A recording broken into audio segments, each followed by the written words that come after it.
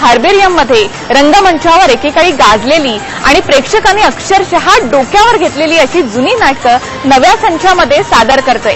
आतापर्यंत हार्बेरियमच्या माध्यमातून 4 नाटकं सादर झाली आहेत आणि प्रेक्षकांनी सुद्धा त्याला अगदी भरभरून असा प्रतिसाद दिलेला आहे।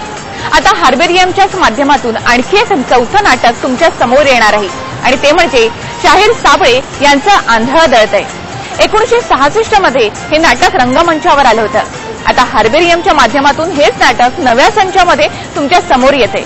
यामध्ये वैशिष्ट्य म्हणजे शाहीर साबळे यांनी सादर केलेली भूमिका सादर करणार आहे त्यांचाच नातू आणि आजचा आघाडीचा निर्माता दिग्दर्शक केदार शिंदे। अरे असा पडून घर घेणारा पाहुणा आज मुंबईच्या घशात शिरून महाराष्ट्राच्या पोटात खुपायला लागलाय तरी तुम्हाला कळत नाही। अरे मग घेतली कशाला ही मुंबई? देऊन टाका परत, म्हणा सर्व मराठी माणसांच्या पोटी आणि पुढे समुद्रात, म्हणजे सगळं राम मोकळं होईल। साल 1960 भाषावर प्रांतरचनेत गुजरात आणि महाराष्ट्र ही 2 वेगळी राज्य स्थापन झाली। मात्र महाराष्ट्रात स्थिती बदलत नव्हती। मुंबईवर तर परप्रांतीयांचं आक्रमणच होतं आणि याबद्दल सर्वसामान्यांच्या मनातला खदगदणारा असंतोष शाहीर कृष्णराव साबळे यांनी रंगभूमीवर आणला 1967 साली। आणि त्या काळी रसिकांनी अक्षरशः डोक्यावर घेतलं आंधळं दळतंय।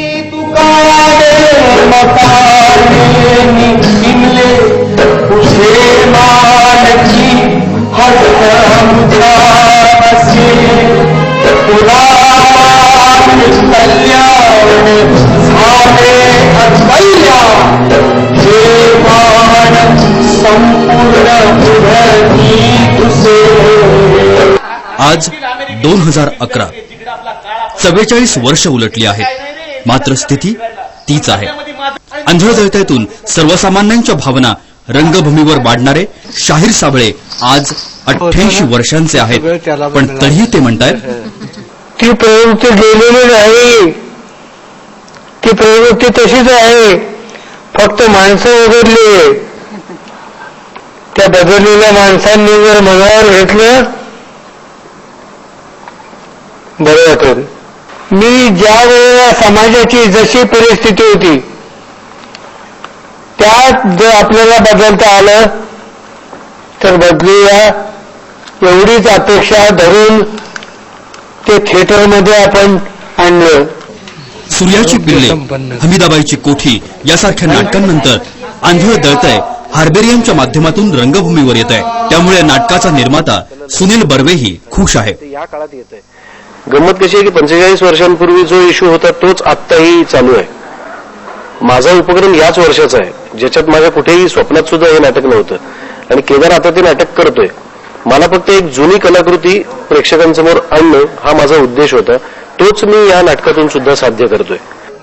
शाहीर साबळेंचा नातू आणि आजचा आघाडीचा निर्माता दिग्दर्शक केदार शिंदे या नाटकात शाहीर साबळेंनी साकारलेली सूत्रधाराची मध्यवर्ती भूमिका साकारतोय आणि या नाटकाचं दिग्दर्शनही केदार शिंदेच करतोय।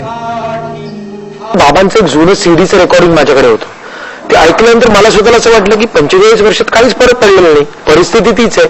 आजही मराठी भाषेबद्दल आपण ओरडतोय, आजही मराठी संस्कृतीबद्दल आपण ओरडतोय, आजही मराठीची गळचेपी होते म्हणून, पण हे सगळं का होतं याची कारणं आपण कधीच शोधली नाहीत आणि जर शोधली तरी त्याच्याकडे फारच दुर्लक्ष केलं। आणि मी जेव्हा माझ्या सगळी नाटकं करत होतो तेव्हा मी हा विषय कधीच मांडला नव्हता। मग हे नाटक इतकं प्रभावी आहे की त्यात कुठल्याही परप्रांतीयाला अथवा कुठल्याही, म्हणजे या नाटकाची जन्मच अशी आहे की मराठी माणूस म्हणजे कोण, जो या कुठल्याही धर्माचा असो, जातीचा असो, पंथाचा असो, जो या मराठी मातीवर प्रेम करतो तो खरा मराठी माणूस।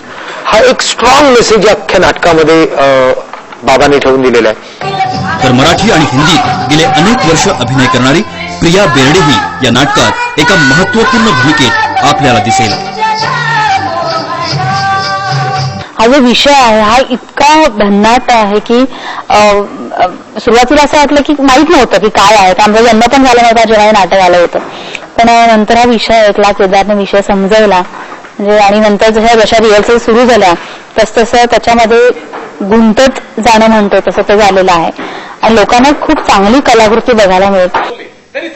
या दोघांसह फूबाई फू फेम डॉक्टर निलेश साबळे आणि संजय इंगळे यांच्याही मुख्य भूमिका आहेत। नृत्य, गवारी, रणगौरव अशा विविध प्रकारांनी नटलेल्या या मुक्त नाट्याच्या नृत्यांचा आज स्वीकारलाय मलिन वैद्य. आजच्या 18 कलाकारांसह 10 दमदार कलाकारांच्या संचातलं हे नाटक रसिकांना नक्की भावेल. प्रशांत सागवेकर, समय, मुंबई.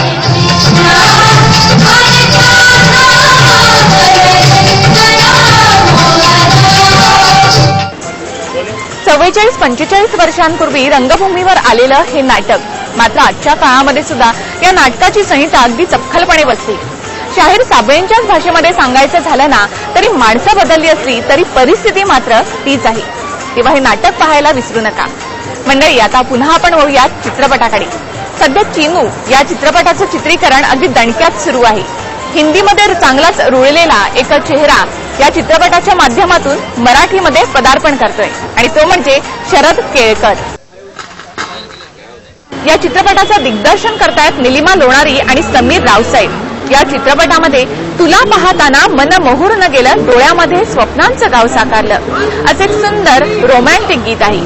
मिलिंद गांधी यांच्या या गीताला संगीत साथ चढवलाय ज्येष्ठ संगीतकार अशोक पत्की यांनी.